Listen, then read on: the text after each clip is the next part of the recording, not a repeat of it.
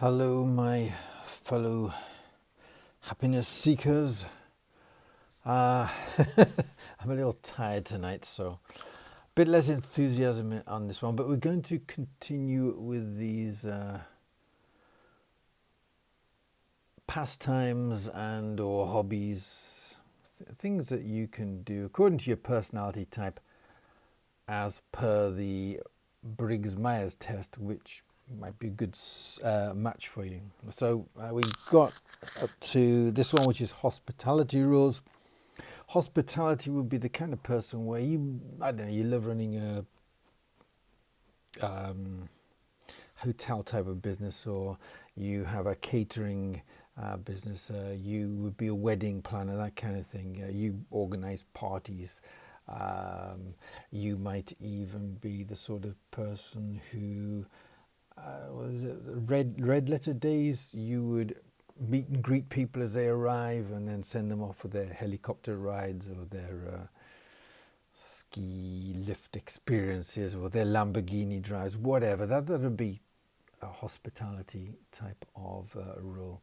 So apparently if you are of that persuasion, according to the Briggs Myers test, then these would be suitable things for you to do in your spare time. Animals and pets. If you have several pets, these are the things that look good on your CV as well, your resume. If you have several pets, it proves that you can apply your love for furry, feathered or scaly animals in a job such as a pet sitter or a veterinarian or a veterinarian's assistant. So you'd be able to come, if you were like a meter and a greeter in a that kind of a hospital, I can never say that word, veterinary hospital, then you combine the two, your work would be your place. Club leadership, because you're passionate and you take initiative and have excellent interpersonal skills. Football, or as some parts of the world call it, soccer. You're a team player and a driven person. Mountain climbing. It's a very solitary experience, I think. Mountain climbing, you're focused and driven. And why is everybody going to be focused and driven? Are there no jobs where you don't want to be focused and driven? Being focused and driven is a source of stress in itself. If you've got that kind of personality, unless it sits well with you, you're one of the people who really need to take some time to relax every now and again. Being driven and focused at something you really love doing is a good thing, but being focused and driven on everything, I can only think that you're going to get wound up. Calm down. So, but you're focused and driven, and if you're a mountain climber, apparently, I'd imagine you have to be actually, you could be driven to get to the top or go back down, because you can't hang around. You've got to end one way or the other. And this may help you to enter the travel industry if you have no direct experience. Okay. Some of these answers are very strange. I don't know who thought these up. Paragliding, if you like hospitality. Paragliding because you have tenacity and drive. Well, I would imagine that would apply to a lot of personality types. Rock climbing is averse to mountain climbing. If there's a difference, I didn't know that. You're decisive and you have strong problem solving and interpersonal skills. Do these things sound like you? Is this like a cold reading? Oh, that's definitely me. I've definitely got interpersonal skills. How is rock climbing a demonstration of interpersonal skills? I mean, you're climbing a rock. The nearest person to you is presumably at least 3 or 4 meters above or below you. I hope. Otherwise you're going to get in each other's ways. But I don't know. I mean, I'm open to being educated on this, but some of these are bizarre answers as far as I'm concerned. And then social event planning. Really, you're in hospitality. Kind of Briggs Myers personality test. Social event planning, and you do it for a hobby. Well, I suppose you could, couldn't you? I mean, you could be the kind of person that the entire family turns up and say, "Look, it's blah blah's wedding anniversary, and we want to throw them a surprise party, and you're great at this. Would you like to organise?" Yeah, I love doing that. Then yes, okay, you could do it as a hobby, but